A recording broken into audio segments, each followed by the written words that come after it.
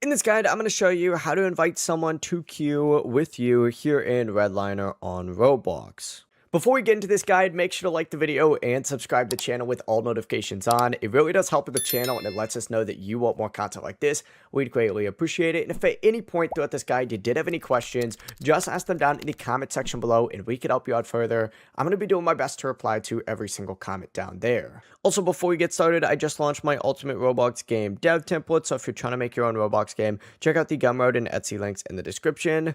It helps out the channel and it lets us know that you're going to make an awesome Roblox game. Now, once you're in the lobby right here, what you need to do is actually look down towards the very bottom, or you could also look over on the right hand side and just hit tab, and you're going to see everyone that's currently in the game, just like so. Now, you can go through and you can go ahead and find someone, right click on them. You're going to see these action stuffs and you can go ahead and go in a 1v1 duel against them right here. However, if you want to go ahead and instead invite them to specifically queue with you, just go down to the very bottom, kind of where the start button is, select the little plus icon here, find them on here, and go ahead and invite them to your game. The process really is as simple as that.